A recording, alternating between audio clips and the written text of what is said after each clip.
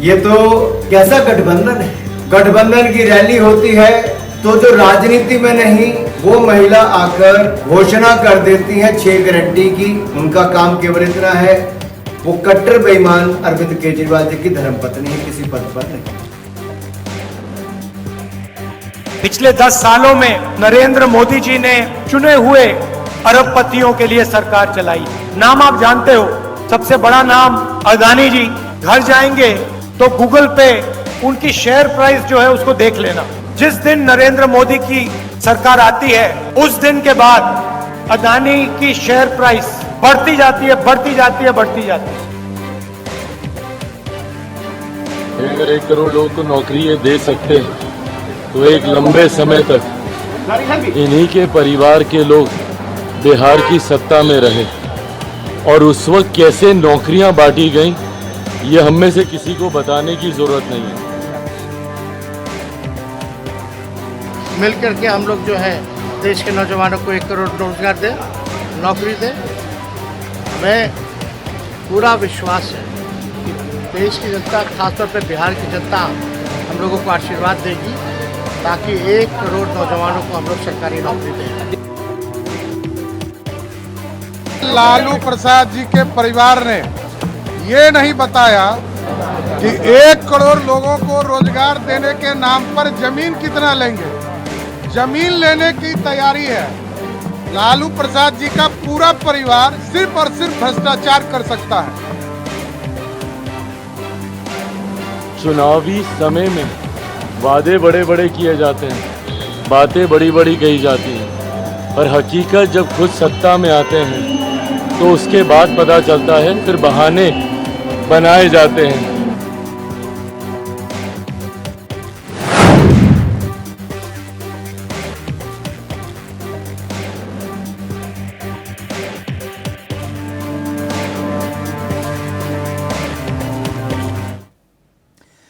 नमस्कार, प्रणाम।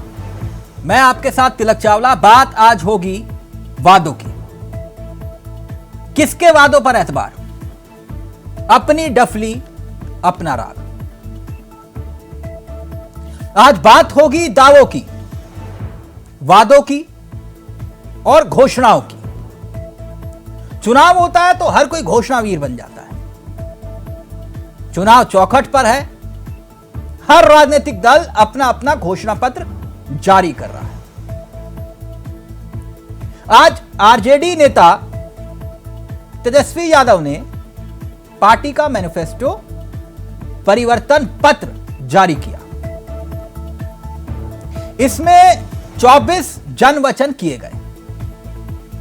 कितने? 24। 24 ही क्यों? 24 का चुनाव है तो लगे हाथ 24 के चुनाव में 24 जन वचन कर दिए। तेजस्वी यादव ने कहा कि 24 जन वचन ये हमारा कमिटमेंट है, इससे बिहार और देश की जनता का भला होगा। वैसे इससे पहले कांग्रेस और समाजवादी पार्टी ने भी अपना अपना घोषणा पत्र जारी किया। यानी कांग्रेस का अपना घोषणा पत्र, समाजवादी पार्टी का अपना घोषणा पत्र, आरजेडी का अपना घोषणा पत्र, ममता बनर्जी का अलग घोषणा पत्र, जेएमएम का अलग घोषणा पत्र। यानी घोषणा पत्र की भरमार है इंडिया गठबंधन। इंडिया गठबंधन है लेकिन घोषणा पत्र अलग अलग। अब आते हैं पहले आरजेडी के घोषणा पत्र पर, उस पर गौर फरमाएं। 1 करोड़ युवाओं को नौकरी देंगे। सही सुना आपने, 1 करोड़ युवाओं को नौकरी देंगे सत्ता में आए तो। महिलाओं को 1 लाख सालाना, 500 रुपए में रसोई गैस का सिलेंडर देंगे। ओल्ड पेंशन स्कीम लागू करेंगे। बिहार को विशेष दर्जा देंगे। 1,60,000 करोड़ का पैकेज बिहार को देने का ऐलान इस घोषणा पत्र। 200 यूनिट बिजली फ्री, अग्निवीर योजना बंद करने का ऐलान, और बिहार में 5 नए एयरपोर्ट। यह है आरजेडी का घोषणा पत्र। 24 वादे, 24 वचन, 24 का चुनाव। और भी वादे हैं, फहरिस्त है। लेकिन इसके साथ साथ अब आते हैं समाजवादी पार्टी के घोषणा पत्र पर। समाजवादी पार्टी का घोषणा पत्र क्या कहता है? मुफ्त राशन, गेहूं की जगह आटा, जो मुफ्त राशन मिलता है उसकी जगह राशन कार्ड धारकों को 500 का मुफ्त डाटा, यानी आटा और डाटा दोनों फ्री। निजी क्षेत्र में सामाजिक भागीदारी का जिक्र समाजवादी पार्टी के घोषणा पत्र में। महिलाओं को 33% आरक्षण, कांग्रेस कह रही है 50%। कहा ना, अलग अलग बातें हैं। बीपीएल की महिलाओं को 3000 पेंशन, किसानों को एमएसपी की कानूनी गारंटी, सीमांत किसानों को 5000 महीना,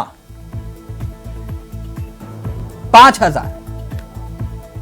यह है समाजवादी पार्टी का घोषणा पत्र की बड़ी बातें। अब आते हैं कांग्रेस के घोषणा पत्र पर।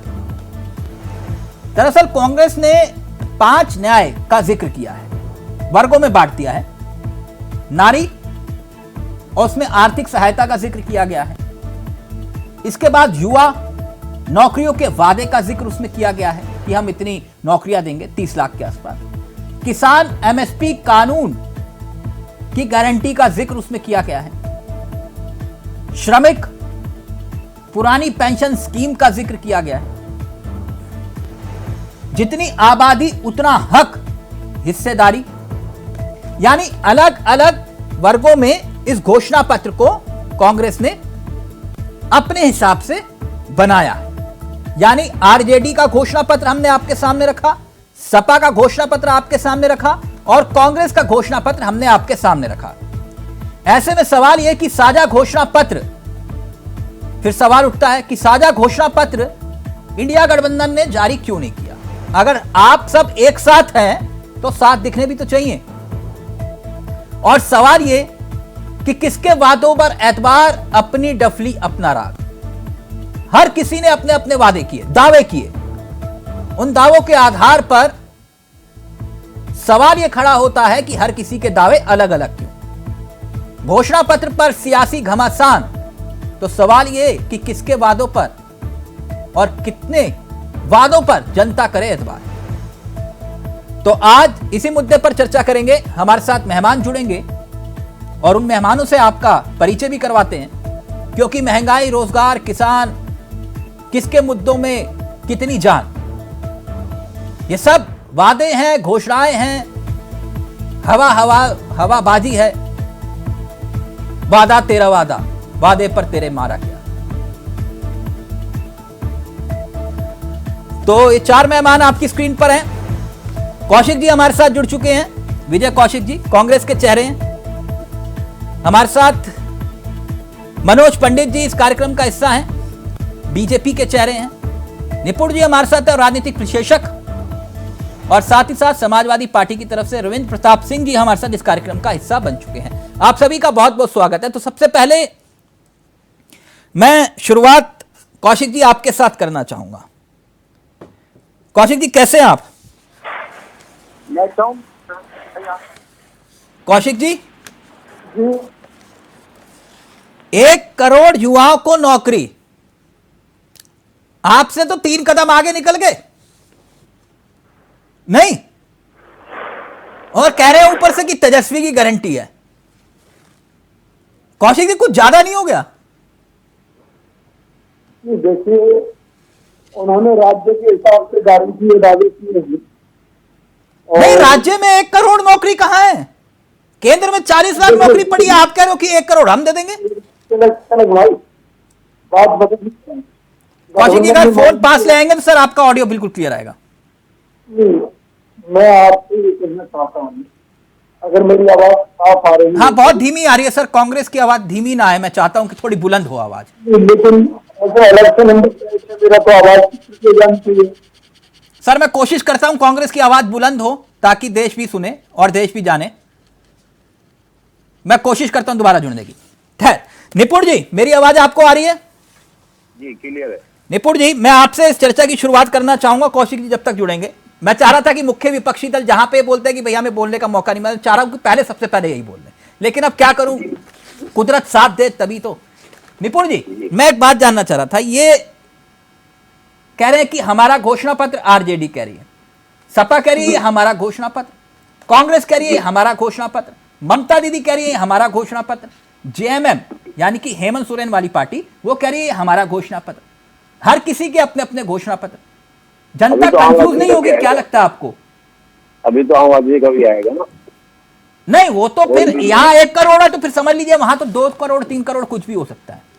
जी जी हाँ, देखिए वही बात है कि देखिए जब भी हम बात करते हैं एक अलायंस गवर्नमेंट की बात करते हैं तो गठबंधन सरकार का एक इतिहास रहा है। सेंटर की अगर हम पॉलिटिक्स की बात करते हैं तो मोरारजी देसाई की सरकार पहली सरकार बनी थी, उसके बाद हम देखें तो 90 के दशक में बहुत सारे गठबंधन बने लेकिन कामयाब नहीं हो पाए। पहला जो गठबंधन कामयाब हुआ था वो हुआ था एनडीए 1 अटल जी के नेतृत्व में, उसके बाद यूपीए 1 और यूपीए 2।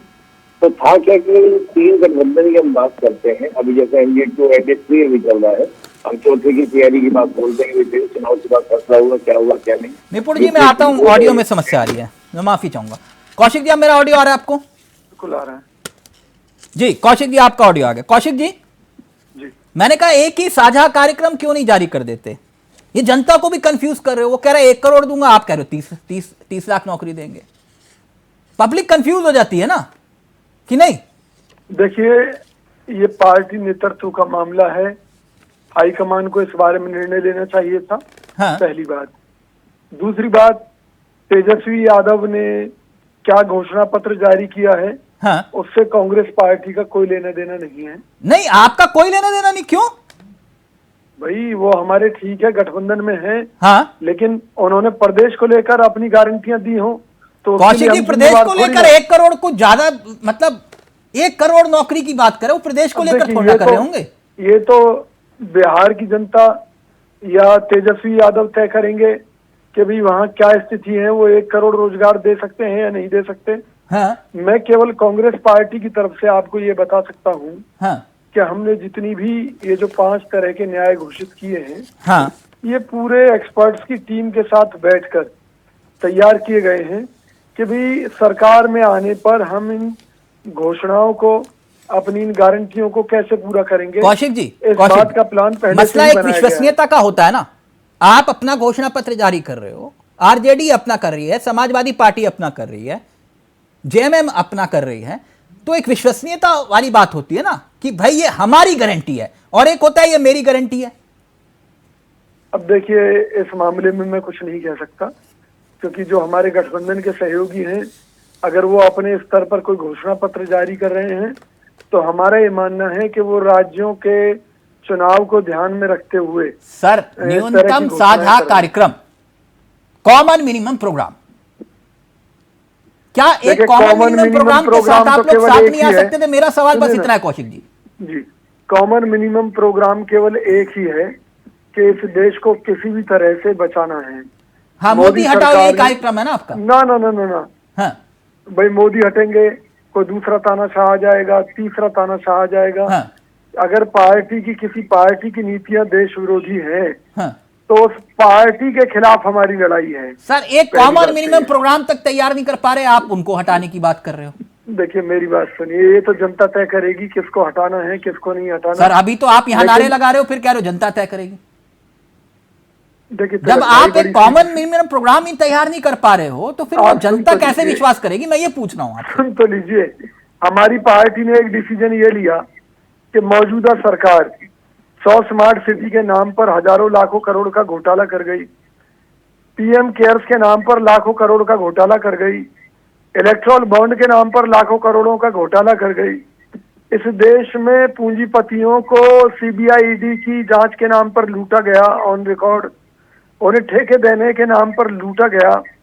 आज चाइना को लेकर हमारी परिस्थिति इतनी खराब है कि एक तो हमारा व्यापार घाटा $100 अरब को क्रॉस कर गया, दूसरा सीमाओं पर विवाद चल रहा है, अनेक दौर की बैठकें हो चुकी हैं, लद्दाख के लोग आरोप लगा रहे हैं कि उसने हमारी जमीन पर कब्जा कर लिया है। तो बहुत से ऐसे मुद्दे कौशिक जी, मैं हैं। घोषणाओं की बात कर रहा हूं, आप आज क्या हो गया आपको? नहीं तिलक भाई, बात यह है कि हमारे लिए देश को बचाने का जो प्रश्न है वो ज्यादा महत्वपूर्ण है। हाँ, इसलिए हमने समझौते किए क्षेत्रीय दलों से, वरना हमें किसी गठबंधन कौशिक की जी, कोई आप जरूरत बहुत नहीं थी। विद्वान व्यक्ति हैं, मैं तो एक ही बात जानता हूं, मसला घोषणा पत्र का है ही नहीं। मसला घोषणा पत्र का नहीं है, मसला विश्वसनीयता का है। देखिए इसका मैं मोदी आपके जी सामने के लिए- उदाहरण रखूंगा, अगर आप काट दोगे तो मैं आपकी बात मान लूंगा। खैर, एक मिनट, मैं रविंद्र जी जुड़े हुए हैं, फिर मैं पंडित जी आपके पास आऊंगा। रविंद्र जी कैसे हैं आप? रविंद्र जी। जी जी सर, ये कह रहे हैं कि 1 करोड़ युवाओं को नौकरी, बाकी सब जी। ठीक है, आपने गेहूं की जगह आटा कर दिया, लेकिन आटे के साथ डाटा भी फ्री कर दिया। करेक्ट। ये डाटा वाला मसला समझ में नहीं आया सर, अगर थोड़ा एक्सप्लेन कर पाए। वैसे ही पब्लिक जो है व्हाट्सएप यूनिवर्सिटी से परेशान है, आप कह रहे हो कि डाटा भी लो आटा के साथ। जब इस नीति में बदलाव आया था आदरणीय मनमोहन सिंह जी के टाइम में, हाँ, तो मुफ्त डाटा दिया जाता था। हाँ, 46 रुपए का चार्ज होता था और साल भर के लिए इनकमिंग फ्री रहती थी। हाँ, अब 1 साल में 13 महीने बना दिया मोदी जी के व्यापारियों ने, जो जिन्होंने उनका इलेक्टोरल बॉन्ड खरीदा है। डाटा 1 दिन में कंज्यूम हो जाए। 26 जो 90 रुपए का डाटा था वो 279 रुपए तक हो गया है। तो डाटा के बदले में इतना पैसा मोदी सरकार और उनके व्यापारियों ने कमाया है कि उस पर हम नियंत्रण करना चाहेंगे। और ये जितने पैसे हैं सारे ब्लैक मनी हैं। इसका उदाहरण देखना हो तो स्विस बैंकों में भारत की ब्लैक मनी 2.5 गुना बढ़ गई जब से मोदी सरकार आई है। तो डाटा के बदले का जो खेल इन लोगों ने किया है, अभी ये तो 2G स्पेक्ट्रम का आरोप लगाते थे, 4G और 5G स्पेक्ट्रम की जब जांच होगी तो शायद मुझे लगता है कि पीएम केयर फंड से ज्यादा बड़ा घोटाला नजर आएगा।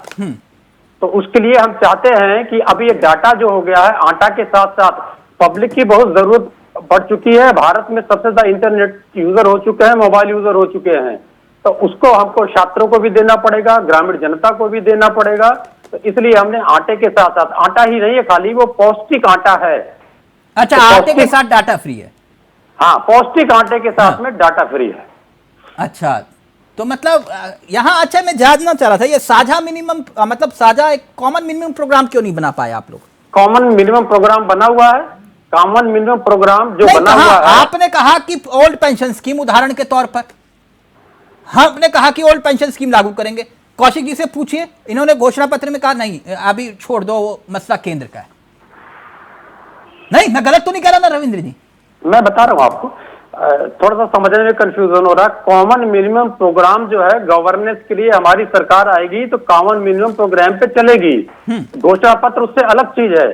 घोषणा पत्र, हम सब क्षेत्रीय पार्टी हैं, कांग्रेस को छोड़ के, आपको छोड़ के, तो हम सब क्षेत्रीय पार्टी हैं। हमारे मैं एक बात सुनिए सर, मैं जो है कर्मचारी हूं, मैंने तय किया कि आप सच बोल रहे हो, मैं कह रहा हूं कि ओल्ड पेंशन स्कीम पे मोहर लगा दो, ठीक। और ये कौशिक जी कह रहे हैं कि नहीं, ओल्ड पेंशन स्कीम वाला मसला जो है वो ठंडे बस्ते में। तो फिर पब्लिक कैसे यकीन करेगी? सत्ता में तो अगर आएंगे तो वो आएंगे, बड़ा राजनीतिक दल तो वही है, तो फिर आपकी कमिटमेंट कहां गई? मैं ये पूछना चाह रहा हूं सर। हमारी गलत तो नहीं पूछा? नहीं, हमारी कमिटमेंट है जो ओल्ड पेंशन स्कीम को लेके बात कर रहे हैं, हमारी जो ओल्ड पेंशन स्कीम पे है। हाँ। तो मुझे लगता है कि जितने हम क्षेत्रीय दल हैं सबका एक ही मत है। तो जब हम सर, सत्ता में कौशिक जी कह रहे बैठेंगे, नहीं देंगे ओल्ड पेंशन स्कीम, आप कह रहे हो हम देंगे। अब किस पे यकीन करें? यकीन करिए, मैं बता रहा हूँ नहीं, आपको। किस पे करूं 2004 वही तो बताओ ना। मैं या तो कौशिक जी पे करूंगा या आप पे करूंगा। इंडिया गवर्नमेंट की जब सरकार आएगी तो उस पर यकीन करिएगा। सर, आप कुछ और कह रहे हो, वो कुछ और कह रहे हैं। नहीं कह रहे हैं वो। नहीं तो आप, उन्होंने आपने पढ़ा उनका कांग्रेस का घोषणा पत्र? सर नहीं सर, घोषणा पर आप कंफ्यूज मत करिए। नहीं, मैं कंफ्यूज कर ही नहीं रहा सर। 48 खंड है, पूछिए जरा, 48 पेजों का घोषणा पत्र है। कौशिक जी कहीं लिखा है ओल्ड पेंशन स्कीम? मैं बता रहा हूं सर, कौशिक जी लिखा हुआ है, मैं कंफर्म कर देता हूं। कौशिक जी लिखा है कहीं? सर, घोषणा पत्र और कॉमन मिनिमम प्रोग्राम दो अलग अलग चीजें हैं। अच्छा, एक साथ देख रहे हैं जो ठीक। पेंशन अच्छा, मुझे एक बात बताइए, आपने कहा 33% महिलाओं को आरक्षण, ये कह रहे 50%। अब बताओ किस पे यकीन करूं? तो हम लोग जब बैठेंगे तो निकाल लेंगे जो 35% कहा था। या आसपास तय कर लेते ना मामला। अब आप 33 कह रहे हो, वो 50 कह रहे हैं। ये क्षेत्रीय समस्याएं हैं, तो क्षेत्रीय समस्याओं के जो हम 33 देते हैं वो 50% की बात करते हैं। अच्छा। तो इस समस्या का हल हम निकाल लेंगे। जब 2004 में उदाहरण है आपके सामने, हम सारी पार्टियां अलग लड़े थे, अलग घोषणा पत्र के साथ, लेकिन 10 साल तक हमने कॉमन मिनिमम प्रोग्राम पे सरकार चलाई। घोषणा पत्र का है ही नहीं, मसला विश्वसनीयता का है। खैर, मनोज पंडित जी कैसे आप? भाई आप बताएं। पंडित जी आपका फ्रेम फ्रीज हो गया। नहीं, आगे आप आ गया। हाँ पंडित जी, एक बात जानना चाह रहा था जी। घोषणा एक के बाद एक हो रही है जी, तो आपकी नजर में 24 का सबसे बड़ा मुद्दा क्या होगा? देखिए तिलक जी, इनका आप देख ही रहे हैं कि क्या परिस्थिति है इनकी। हाँ। ये जो इंडिया गठबंधन कॉमन मिनिमम प्रोग्राम नहीं बना था, हाँ। उससे क्या उम्मीद करेंगे आप? आपका बन गया? नहीं, हमारा तो कल हम तो कल घोषणा पत्र अपना लाए हैं। तो वो बीजेपी का आ रहा है, एनडीए का आ रहा है? नहीं, वो तो एनडीए का ही आ रहा है ना। एनडीए का मतलब बीजेपी मतलब हमारे एनडीए में कोई अलग अलग अपना घोषणा पत्र जारी कर रहा है, ऐसा नहीं है। हर पार्टी अपना घोषणा पत्र जारी कर रही है। जैसे तो हर पार्टी कर रही है, तो आप भी तो अपना ही करोगे ना, बीजेपी का, एनडीए का तो नहीं लाओगे ना? नहीं, हम तो पूरी बीजेपी का करेंगे, पर जो हमारे घटक दल है हाँ। तो हमारे घोषणा पत्र से ही सहमत है, और वो भी नहीं चाहते, भारतीय जनता पार्टी चाहती है। यानी आप ये कह रहे हो खाता ना भाई, जो आप बोलोगे वही सही। अरे भाई देश के विकास में जो सोच है वो हर व्यक्ति की एक ही सोच है। हाँ। तिलक जी, अभी 8:30 बज रहे हैं, आप भी 8:30 कहेंगे, मैं भी 8:30 कहूंगा, और जितने लोग इस टीवी डिबेट में बैठे हैं वो भी 8:30 ही कहेंगे। क्यों?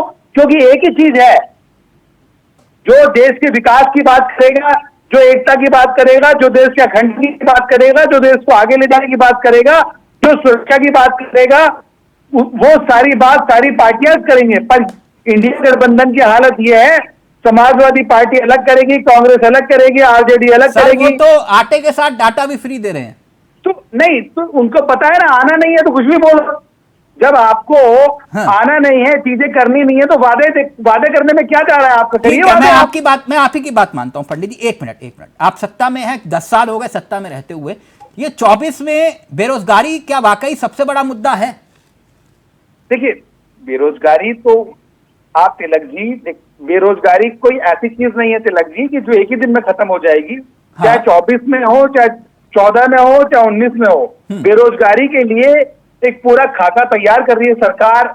और जो इजी लोन की बात है, या जो रोजगार की बात है, या जो इंडस्ट्रीज बनाने की बात है, वो कहीं ना कहीं उसी दिशा में कदम उठाया जाए। ये कह रहे हैं कि भाई, मैं ये सवाल इसलिए पूछ रहा हूं आपसे, ये कह रहे हैं कि 1 करोड़ हमारी तरफ से कमिटमेंट, आरजेडी बोल रही है, ठीक 30 लाख का कमिटमेंट कर रहे हैं कौशिक साहब, यानी कि कांग्रेस कर रही है 30 लाख का कमिटमेंट कांग्रेस का है ना। एक बोल रहा है 1 करोड़, दूसरा कह रहा है 30 लाख।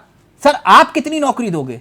देश को जानने का हक कहना चाह रहा हूं कि इंडिया गठबंधन में जितने भी घटक दल हैं, हाँ। वो सारे के सारे अपना घोषणा पत्र लागू करेंगे, तो ये कैसे पॉसिबल है? आप बताइए, आप बुद्धिजीवी व्यक्ति हैं, आप वरिष्ठ पत्रकार हैं, आप मुझे बताइए क्या ये पॉसिबल है? ये तो सर पॉसिबल क्यों नहीं है? अगर आप 2 करोड़ का कमिटमेंट कर सकते हो, वो 1 करोड़ का ही तो कर रहे हैं। नहीं, आपने तो 2 करोड़ का किया था। 2 करोड़ का कमिटमेंट किया, पर हमने कमिटमेंट तो के पास कहीं ना कहीं चीजें खड़ी की ना। नहीं, दिया तो आपने भी नहीं ना। 2 करोड़ की आपने दिया नहीं। देखिए तिलक जी, ऐसा सरकारी नौकरियां कितने लोगों को मिल सकती है आपको ही पता है। सरकारी नौकरी के लिए कमिटमेंट नहीं है। कमिटमेंट ये है कि रोजगार सृजन करना है देश में, चाहे वो प्राइवेट हो चाहे सरकारी हो। मतलब बेरोजगारी खत्म करनी है, उसके लिए जो भी रास्ता निकाला जा सकता है उसको निकाला जाए। सर, मैं वही तो पूछ रहा हूं, बेरोजगारी मुद्दा है कि नहीं 24 का? नहीं, देखिए तिलक जी, हमारा घोषणा पत्र कल आएगा। हमारे घोषणा पत्र में क्या क्या होगा वो कल सारी चीजें आपको पता लगेगी 4 बजे, आप देखिए। पर लेकिन अभी हम लोग जो बात कर रहे हैं इनके घोषणा पत्र की, ये घोषणा पत्र इनका छोड़िए ना सर, कब तक 70 साल पे हम बहस करेंगे? बेरोजगारी 27% लोगों का मुद्दा है, CSDS का सर्वे बोल रहा है। आप मानते हैं?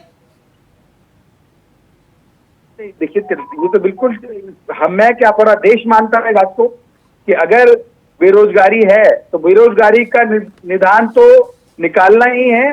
और 62% लोग ये मानते हैं नौकरी पाना मुश्किल हो गया है, आप मानते हैं? नौकरी कौन सी नौकरी? सरकारी नौकरी, प्राइवेट नौकरी? देखिए तिलक जी, नौकरी की बात नहीं है। आपने कौन सी कमिटमेंट की थी, सरकारी या प्राइवेट? हमने तो रोजगार देने की बात की, आज भी करते हैं कि आज भी हम रोजगार देंगे। कितने रोजगार देंगे सर? देखिए तिलक जी, आंकड़ा तो नहीं है ना तिलक जी, ये तो चीजें हैं। तो आपके पास कोई आंकड़ा है 10 साल में आपने कितने रोजगार दिए? अब ऐसा आंकड़ा तो मैं लेके बैठा नहीं, अगर आप बताएंगे तो सारा आंकड़ा निकाल लिया जाए कितने रोजगार। मेरे पास फोन ऑफ फ्रेंड की सुविधा उपलब्ध है। अच्छा, आप चाहें तो इस्तेमाल कर सकते हैं। ठीक है, मैं करना चाहेंगे? मैं निकालता हूँ तिलक जी, पूछता हूँ। प्लीज सर निकालिए ताकि देश को पता चले कि आपने 10 सालों में कितनी नौकरी दी है। ठीक पंडित जी? ठीक है ब्रदर, निकालते हैं। ठीक, प्लीज निकालिएगा। मैं निपुण जी आपके पास आना चाहूंगा। मैंने आपसे पूछा था, ये हर कोई अपना अपना साझा घोषणा पत्र जारी कर रहा है, आपको क्या लगता है कि जनता कंफ्यूज नहीं होगी कि भैया किस पर यकीन करें? रविंद्र जी कुछ और कह रहे हैं, कौशिक जी कुछ और कह रहे हैं। अभी आपने देखिए 2-3 प्रश्न किए कि एक पार्टी कह रही है 1 करोड़ रोजगार देंगे, एक कह रहे हैं 30 लाख देंगे। तो पहले शुरुआत में विरोधाभास है और तमाम तरह की जो डाटा और आटा की बात कर रहे हैं, तो अगर ये बात है तो क्या सपा पूरे देश में लागू करेगी इस बात को अगर एनडीए गठबंधन की सरकार आती है? तो देखिए क्या होता है कि जब हम बात है सत्ता में नहीं है, हमें कुछ भी वादा करना होता है हम कर सकते हैं, कुछ भी कह सकते हैं, लेकिन जब सरकार अगर इंडिया गठबंधन की बनती है तो मैं ये जानना चाहता हूँ कि कांग्रेस सपा कौन अपने वादों से समझौता करेंगे कि चलो अपना वादा आप हटा देते हैं और ये वादे हम पूरे कर लेते हैं। मैं तो उसको कहूंगा जनता के साथ ये चीट ही होगा। भाई जो जनता आटा और डाटा के लिए बात करेगी, कल को अगर कांग्रेस और इंडिया गठबंधन सरकार बनती है तो कांग्रेस कहेगी भाई हम बताएंगे डाटा आटा नहीं मिलेगा। तो जिस जनता ने सपा को डाटा आटा सोच के वोट दिया होगा उससे अब तो चीटिंग हो गई, पहली शुरुआत में चीटिंग हो गई। तो अब 1 करोड़ के रोजगार की बात है, 30 लाख की बात है, ये तो हम जानते हैं कि इंडिया गठबंधन में कांग्रेस की बात मानी जाएगी। अगर इंडिया गठबंधन की सरकार बनती है तो 30 लाख रोजगार, तो सपा का वादा 70 लाख लोगों को जो वादा किया गया सपा के द्वारा वो क्या होगा, वो सॉरी आरजेडी के द्वारा, वो वहीं पर क्या हो जाएगा, झूठा हो जाएगा।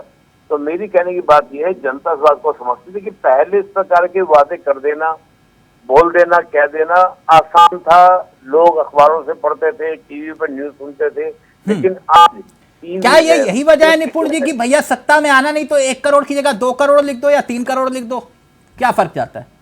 देखिए चुनाव एक प्रक्रिया है, मैं उसको तो नहीं कहूंगा क्योंकि हर पार्टी को पूरा अपना दमखम लगाने की आवश्यकता है। और मैं वो तो नहीं कहूंगा घोषणा, ये तो आप भी जान रहे हैं, जो आप बोल रहे हैं वो सत्य ही बात होगी जब आप बोल रहे हैं, मुझे बोलने वाली बात नहीं है। लेकिन ये बात फैक्ट है भाई, बीजेपी नहीं तो घोषणावीर कौन नहीं है सर, यहाँ तो एक से बढ़कर एक है ना। नहीं, मैं वही कह रहा हूँ कि बीजेपी बहुत मजबूत स्थिति में है, सबको लगता है कि बीजेपी सरकार बनाएगी, लेकिन मैं कहता हूँ कि भाई कांग्रेस है, जो एनडीए गठबंधन है, वो मजबूती से लड़े। नहीं, पब्लिक पढ़ती है ये घोषणा पत्र ईमानदारी के साथ। नहीं, घोषणा पत्र नहीं, देखिए घोषणा पत्र को देखकर तो कोई भी अगर समझदार व्यक्ति कहेगा तो ये कहेगा जुमलेबाजी तरह से है, इस प्रकार की बातें हैं, कोई कुछ बोल रहा है, कोई कुछ बोल रहा है, एक तरह से लॉलीपॉप देने वाली बातें हैं। हाँ। बात यह कि जब लास्ट में बन भी जाती है सरकार तो किन बातों को पकड़ा जाएगा और किन को छोड़ा जाएगा। कौशिक जी बताइए, वो निपुण जी भी कंफ्यूज है, कह रहे हैं कि किस पर यकीन करूं, कह रहे हैं असली वाला कौन है? देखिए मैं केवल एक बात कह सकता हूं, प्रोग्राम पहले से तय हो जाता तो ज्यादा अच्छा रहता। कांग्रेस की सर संयोजक तो तय नहीं कर पाए, आप कॉमन मिनिमम प्रोग्राम की बात करें। खैर बोले। देखिए तिलक भाई, बड़ी सीधी सी बात मैं कह रहा हूँ, मैं ना तो राहुल गांधी जी हूँ, ना मैं मल्लिकार्जुन खड़गे जी हूँ। मेरी अपनी सीमाएं हैं, मेरी पार्टी के घोषणा पत्र को लेकर मैं बात कर सकता हूँ, हमारे किस सहयोगी दल ने क्या घोषणा पत्र बात मतलब लोगों में जारी किया है, इसके बारे में मैं चर्चा नहीं कर सकता, ये मेरे अधिकार क्षेत्र से बाहर नहीं। वो वही तो कह रहे हैं निपुण जी कि न्यूनतम साझा कार्यक्रम तैयार कर लेते ना, ये बहस ही ना होती, यही कह रहे हैं निपुण जी। अब यहीं पर कंफ्यूज हो गए ना कांग्रेस के प्रवक्ता, भाई आप टीवी पर आकर कांग्रेस का पक्ष रख रहे हो तो आपको तो रखना पड़ेगा ना, हम किससे पूछेंगे? अरे भाई साहब सुनिए ना, पार्टी का नहीं जवाब, पब्लिक का जवाब सुन लीजिए। मैं आपसे पूछ रहा हूँ कि अगर आपको जवाब सुन लीजिए बनती है तो कौशिक साहब मुझे बता एक दीजिए, मुद्दा ये है, 1 करोड़ वाला वादा पूरा करेंगे, 30 लाख का पूरा करेंगे, क्या पूरे देश को आटा डाटा देंगे, हाँ या ना? बस इतना बता दीजिए। आपसे पूछेंगे हम, मैं तो जानता नहीं हूँ मल्लिकार्जुन खड़गे को, मेरे से तो बात भी नहीं करेंगे, टीवी में मिल भी नहीं पाऊंगा। राहुल गांधी जी को दर्शन दुर्लभ है मेरे लिए तो आप ही है, मेरे तो कांग्रेस के प्रवक्ता। मैं तो आपसे पूछूंगा साहब, आप ही आ रहे मेरे दरवाजे पर वोट मांगने के लिए। अब आपने अपनी बात कह ली, अब मेरी बिल्कुल सुन लीजिए। बिल्कुल कौशिक साहब, बिल्कुल आप बताइए। देखिए, मैंने कहा कि इसका एक कारण ये हो सकता है कि राज्यों के चुनाव को ध्यान में रखते हुए क्षेत्रीय दलों ने अपने कौशिक साहब, लोकसभा का चुनाव है, राज्यसभा चुनाव है। पहली बात, कौशिक जी क्या चुनाव राज्य में नहीं है, लोकसभा का चुनाव है। कौशिक जी क्या हो गया आज आपको? अरे भाई साहब, आप सुन नहीं रहे मैं क्या कह रहा हूँ आपसे? हाँ, कि उनको क्षेत्रीय दलों को अपने राज्य में भी तो चुनाव लड़ना है ना। अच्छा, तो यानी आप ये कह रहे हैं कि रविंद्र जी को है 27 में चुनाव लड़ना है, उसकी तैयारी अभी से कर रहे हैं वो, ये कह रहे हो? नहीं करेंगे जी, क्यों नहीं करेंगे, मुझे बताइए। कौशिक साहब, चुनाव ही तो कंफ्यूज कर रहे हैं। चुनाव में एक राष्ट्र एक चुनाव है वो मान लेते हैं, और वो अपने आगामी विधानसभा चुनाव को भी ध्यान में रख रहा है, तो उसमें बुराई क्या है? होंगे पहली बात, उस पर क्यों आपत्ति है कि मैं एक राष्ट्र एक भाई मुझे बोल लेने दें, बीच में टांग ना आए। एक प्रश्न अगर आप ज्यादा विद्वान हैं, राज्य अपना, भाई मेरी तरफ से आप ही बहस कर दीजिए, देखकर या कर मुझे रहे हैं। अपनी बात तो रख लेने दीजिए। एक चुनाव पर सहमति दीजिए। आज आप बोलिए कि मैं सहमत हूँ। खड़गे आपने तिलक जी की जिम्मेवारी ले ली है क्या? बताइए, एक राष्ट्र एक चुनाव क्या जो मैं आपको जवाब दूं? हाँ या ना? अब मेरा दूसरा जवाब सुन लीजिए कि मान लीजिए हमारे किसी सहयोगी दल ने कोई कमिटमेंट जनता के बीच में की है, तो कांग्रेस की तरफ से हम ये वादा करते हैं कि सरकार बनने के बाद में घटक दलों ने जो वादे किए हैं उन पर चर्चा करके निश्चित तौर पर हम उन सभी वादों को पूरा करने का प्रयास करेंगे। खड़गे जी से पूछ लिया क्या फोन पे? गारंटी है।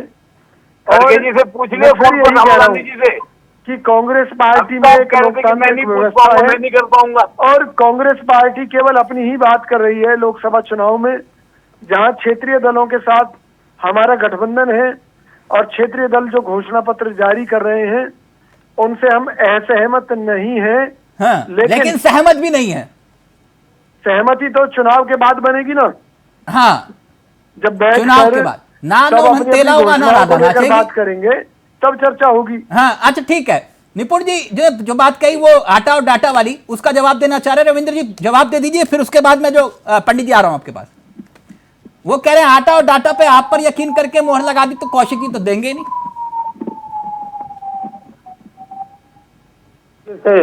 गैर वाजिब तरीके से हस्तक्षेप किया है, ये मेरी बारे में नहीं करेंगे, और बहुत हल्के तरीके से हस्तक्षेप किया है। अब मैं ये बता रहा हूँ, आपने दो बातें कही हैं, वादा तेरा वादा और विश्वसनीयता जी। तो विश्वसनीयता तो अभी विपक्ष की परखी जानी है, और 10 साल में परखी गई थी। अब विश्वसनीयता में आती है 2014 और 2019। थोड़ी सी बातें मैं बता देता हूँ। गंगा मैया की सफाई, स्मार्ट सिटी, बुलेट ट्रेन, कोयटो बना देंगे, 2 करोड़ का रोजगार देंगे, ये हो गया 14। 19 हो गया, छोटे किसानों, सीमांत किसानों को पेंशन देंगे, छोटे दुकानदारों को पेंशन देंगे, राष्ट्र सुरक्षा को इंटैक्ट रखेंगे, 1.5 लाख हेल्थ वेलनेस सेंटर बनाएंगे, 1 लाख केसीसी पर कोई ब्याज नहीं लेंगे। ये है भारतीय जनता पार्टी की अविश्वसनीयता, जिस पर एक भी काम नहीं कर पाई। गंगा मैया को स्वच्छ नहीं कर पाई, और उत्तर प्रदेश हाई कोर्ट ने कहा कि लूट लिया। तो आपने सही कहा, जब हमारे ही जो घोषणा पत्र थे, जैसे मैं आज कह रहा हूं कि वो अविश्वसनीय पार्टी है, तो इसी तरीके से अगर हम अपने वादों को नहीं पूरा करेंगे तो हमें भी अविश्वसनीय पार्टी कहा जाएगा। तो हमने उसको संभाल के बनाया है, और भारतीय जनता पार्टी की अविश्वसनीयता को उनके देखना हो तो उनके घोषणा पत्र 2014 और 2019 को देख लिया जाए, तो उसमें से 33% वादे नहीं पूरे कर पाए। लेटेस्ट वादा नारी वंदन बिल, इस हिसाब से 543 सीटों में से 184 सीटें महिलाओं को देना चाहिए था, लेकिन आज तक अब तक जो मेरी जानकारी में 47 सीटें दे पाए हैं। तो ये है अविश्वसनीयता। इस अविश्वसनीयता को जनता देख रही है।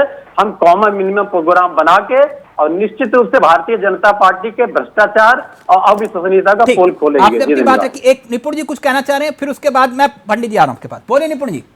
नहीं देखिए, जो बार बार रोजगार की बात आ रही है ना, मैं थोड़ा सा एक डाटा दे दूं। एनएसएसओ का डाटा है, यूपीए का जो 10 साल का कार्यकाल था उसमें 48.7% भारत की वर्किंग जनसंख्या थी। और प्रेजेंट में अगर हम मोदी जी का कार्यकाल देखते हैं 10 साल का, तो ये डाटा जो है 57.8% है। तो वर्किंग हमारी जो जनसंख्या वो बड़ी है। और हम बहुत सारे डाटा देख सकते हैं। इसके अलावा जो पीएफ अकाउंट है वो आप देख सकते हैं। पहले रोड जो बनती थी, यानी बेरोजगारी है ही नहीं। बेरोजगारी खत्म हो गई।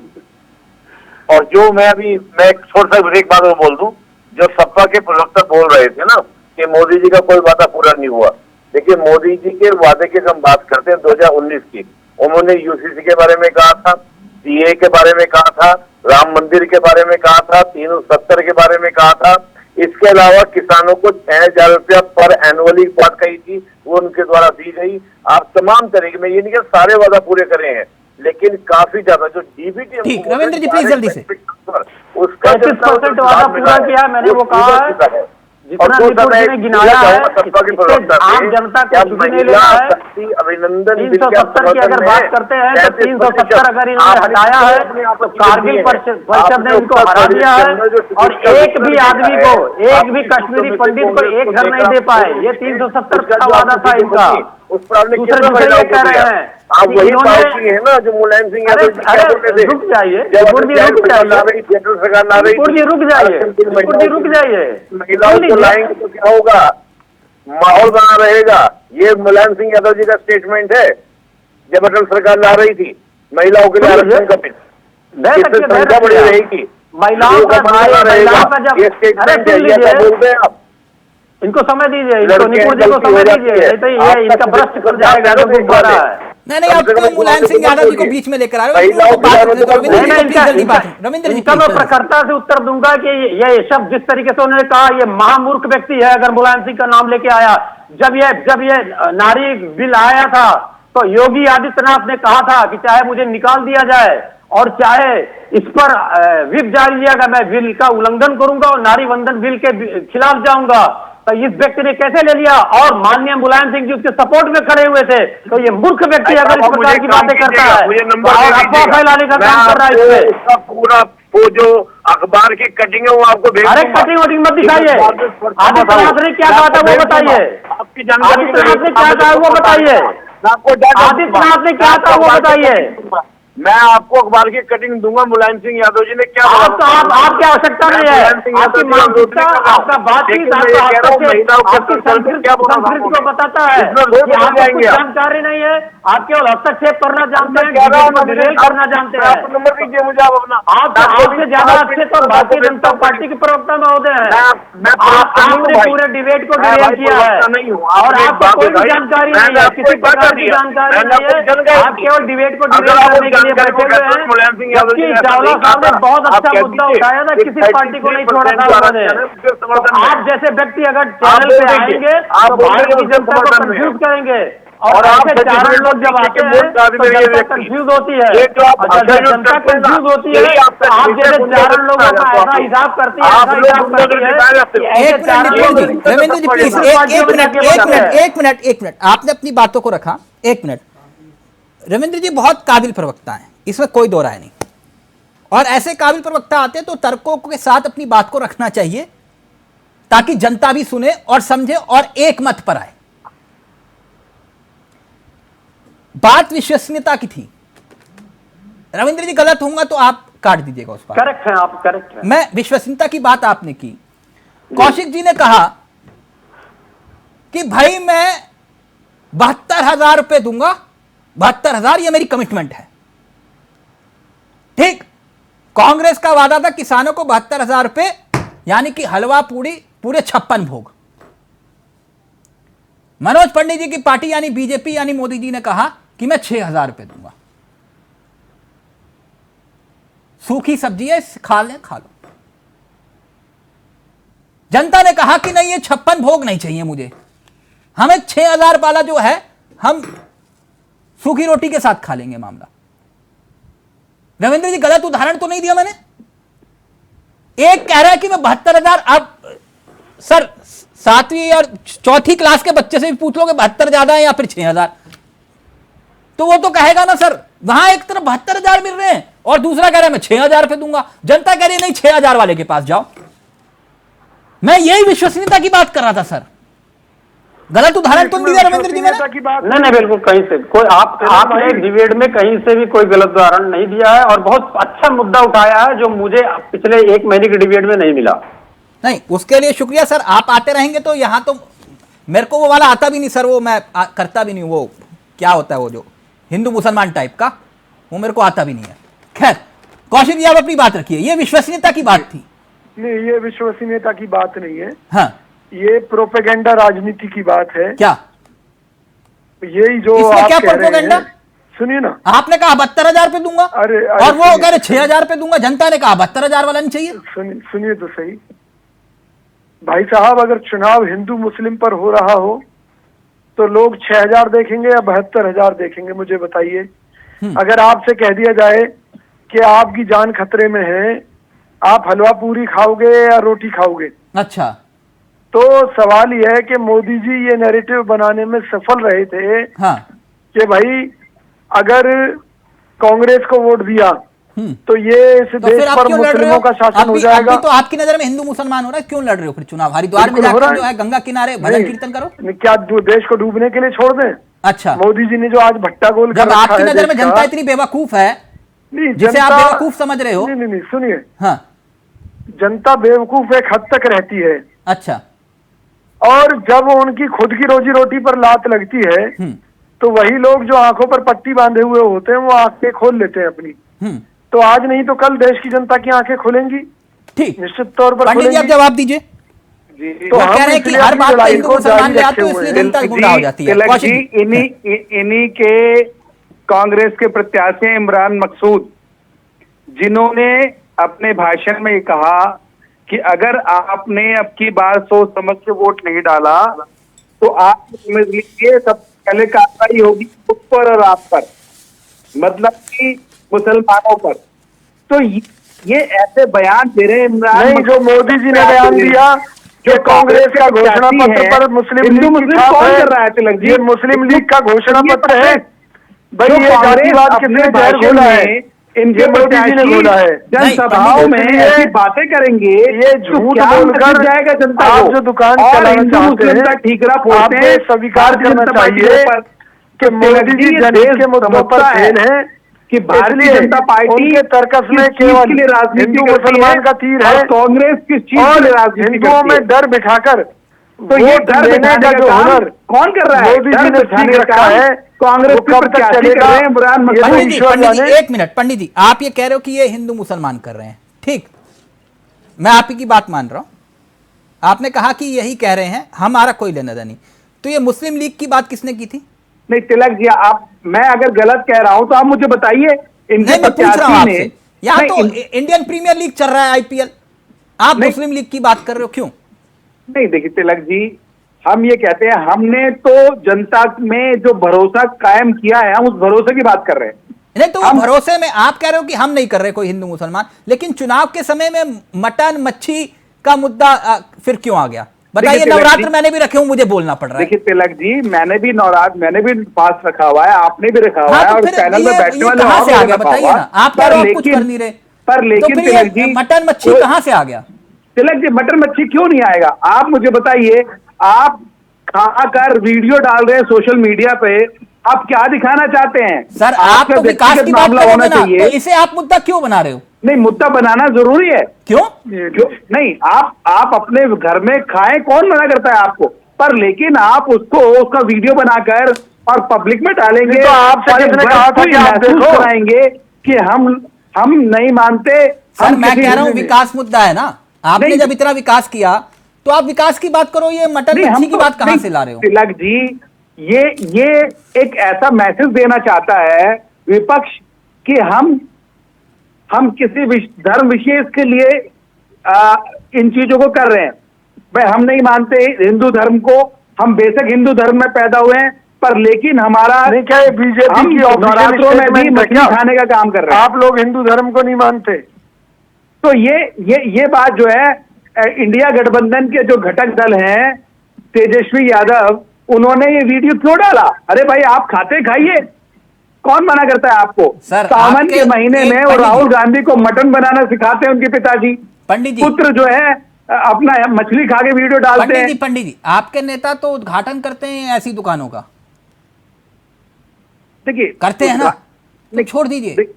तिलक जी, मुद्दे पर रहिए ना सर, मैं ये इस बहस में छोड़ दीजिए, ये हरि अनंत हरि कथा है, छोड़ दीजिए, ये कभी खत्म नहीं होगी बहस। मैं तो सिर्फ विषय की बात कर रहा हूं। ये घोषणा पत्र किसका घोषणा पत्र, किसकी गारंटी? एक कहते हैं कि संकल्प पत्र, विजन डॉक्यूमेंट, कुछ भी कह लीजिए, लेकिन मैं एक बात कहता हूं, आप चारों विद्वान बैठे हुए हो और देश के सामने भी मैं एक बात रख रहा हूं, घोषणा पत्र, मैं गलत हूंगा आप लोग करेक्ट करिएगा। निपुण जी, रविंद्र जी, कौशिक जी, पंडित जी, घोषणा पत्र, आप लोग कहते हो कि ये हमारा घोषणा पत्र है, जनता हमें इस घोषणा पत्र के आधार पर वोट करे, और जनता के सामने मेरा यह प्रश्न है, क्यों ना सभी राजनीतिक दल A to Z जिसने भी जो भी घोषणा पत्र बनाया, ताकि पब्लिक को बेवकूफ ना समझो, जिसने भी घोषणा पत्र बनाया एक एफिडेविट दाखिल करके कोर्ट में डाल दो, कमिटमेंट के साथ, एक डेडलाइन के साथ कि भैया 5 साल में, 2 साल में, 3 साल में, 4 साल में हम ये अपने दावे पूरे करके दिखाएंगे, नहीं करेंगे तो हमारे अध्यक्ष के ऊपर मुकदमा कर देना। है हिम्मत किसी में? है हिम्मत किसी में?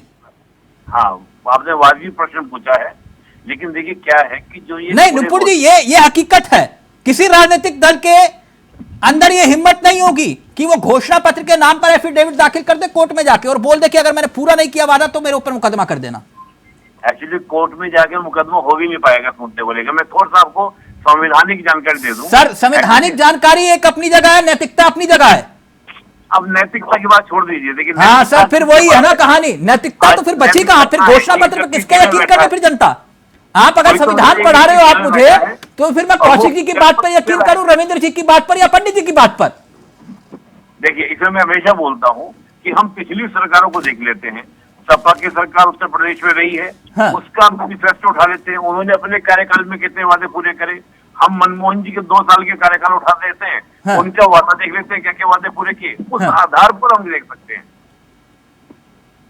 तो मतलब पब्लिक ये कह रही है आप जो चाहे वो लिख सकते हो। देखिए, मैंने रविंद्र जी गलत बात तो नहीं कही?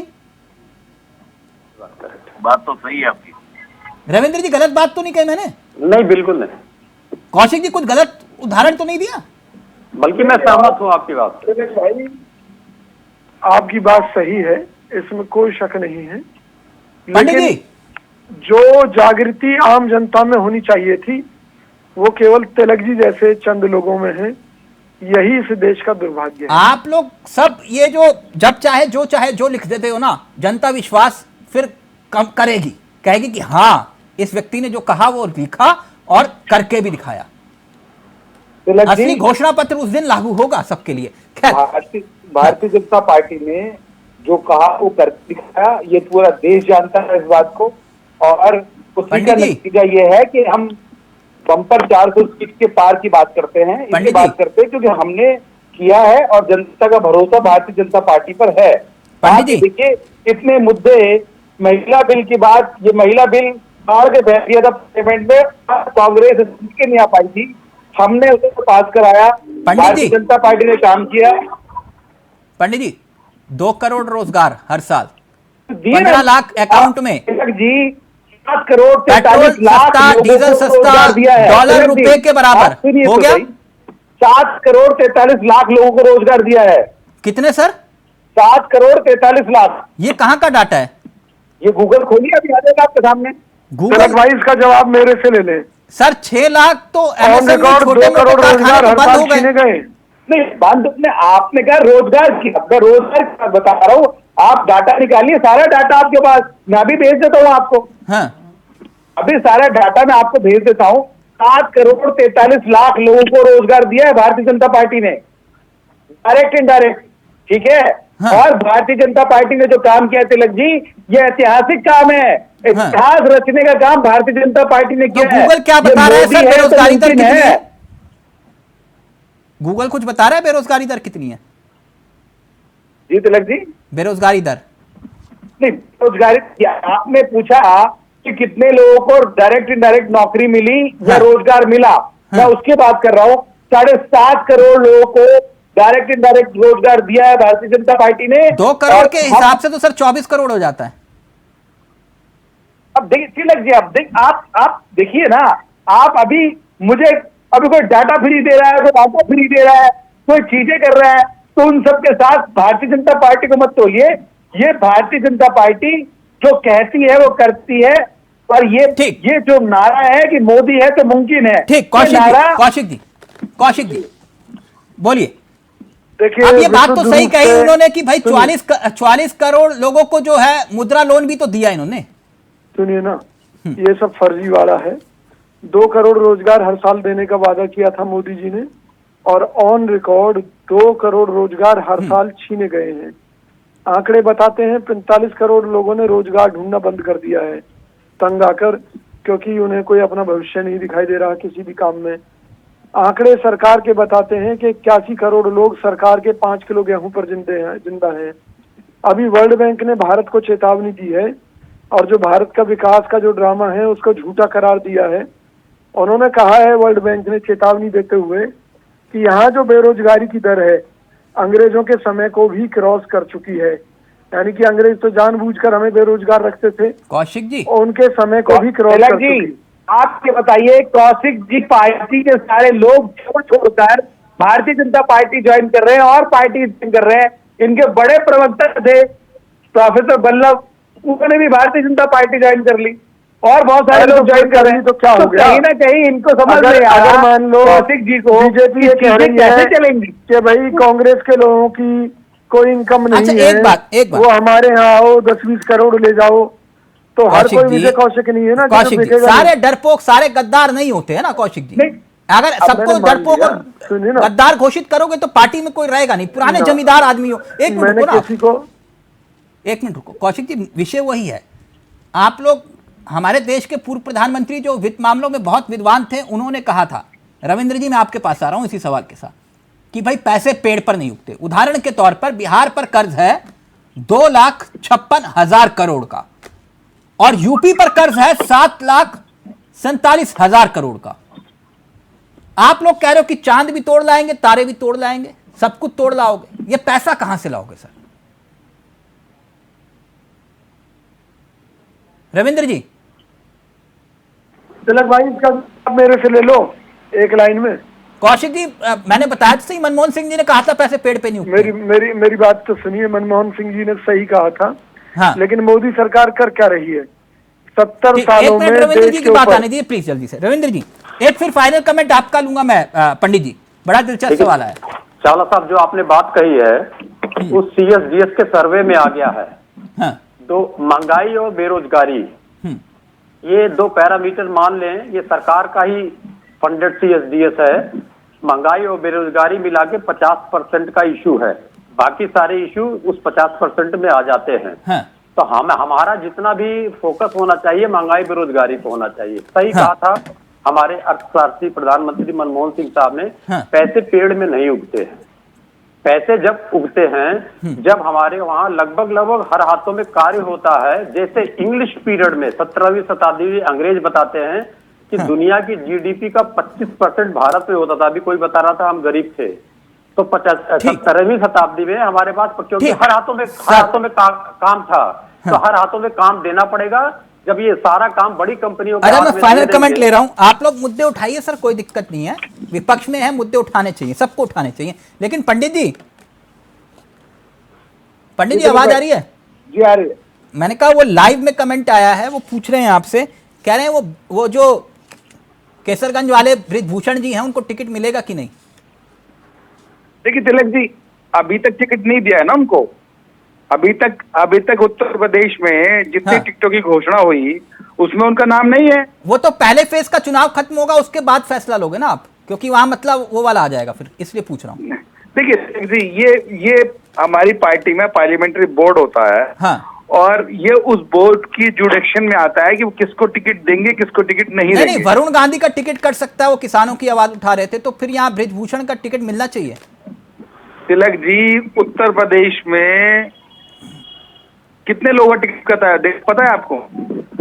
हाँ, वरुण गांधी का, रीता बहुगुणा जोशी का, मस्त जी का कट गया, वीके सिंह जी का कट गया, सबके कट रहे हैं सर टिकट जिनका काटना आपको। तो ब्रिजभूषण को लेकर इतना सस्पेंस क्यों? 17 लोगों के टिकट कट चुके हैं, हाँ, उत्तर प्रदेश में। हाँ, और ब्रजभूषण सिंह जी का टिकट अभी तक क्यों फाइनल नहीं हुआ, हाँ, ये आपको पता है?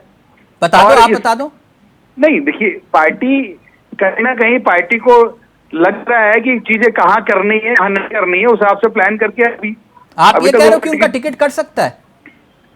अब कुछ भी हो सकता है, यहाँ पर कोई ऐसी बात थोड़ी है। भारतीय जनता पार्टी टिकट काटना होता तो फिर इतना इंतजार क्यों करते आप? देखिए तिलक जी, ये मेरे अधिकार में नहीं है इस पर कोई भी बयान देना, और इसके लिए तो पार्लियामेंट्री बोर्ड अधिकृत है और वही जवाब देगा। टिकट मिलना चाहिए ब्रिजभूषण को। अब देखिए, मैं इसमें कोई टिप्पणी नहीं कर सकता तिलक जी। क्यों? कैसे? आप अभी जिस चीज पे डिसीजन नहीं लिया उसमें मैं क्या बोलूँ? आप नहीं, महिला पहलवानों वाला विषय ना, मैं इसलिए पूछ रहा था आपसे। देखिए तिलक जी, महिला पहलवानों वाला जो विषय है वो कोर्ट में चल रहा है, उसमें वो जमानत पर है और चीजें हैं, कानून अपना काम कर रहा है, पार्टी अपना काम कर रही है। हम और आप चाल चरित्र और चेहरे का है ना, आपकी चाल चरित्र और चेहरा। पंडित जी, पंडित जी। जी तिलक जी, मैंने कहा चाल चरित्र और चेहरा। बिल्कुल, हम तो उसी चीज के लिए बात करते हैं कि भारतीय जनता पार्टी के चाल चरित्र और चेहरा पूरे देश के सामने है, और उसी के दम पर हम लोगों ने बोला कि 400 के पार उस हिसाब से टिकट मिलना चाहिए चाल चरित्र और चेहरे पे। तिलक जी, अभी ये मेरे अधिकार में है तिलक जी। ठीक, ये मैं कैसे कह सकता हूँ इस बारे में? चलिए ठीक है, बहुत बहुत शुक्रिया पंडित जी आपका, कौशिक जी आपका भी, निपुण जी आपका भी, और रविंद्र जी आपका भी, थैंक यू सो मच। तो अब घोषणा पत्र में कौन घोषणावीर कम है यह देखना दिलचस्प है, लेकिन बाकी सब घोषणाओं के सहारे सत्ता हासिल करना चाह रहे हैं। लेकिन यह पब्लिक है, सब जानती है। वादा तेरा वादा, वादे पर तेरे में मारा गया, बंदा मैं सीधा साधा। नमस्कार, जय हिंद, जय भारत।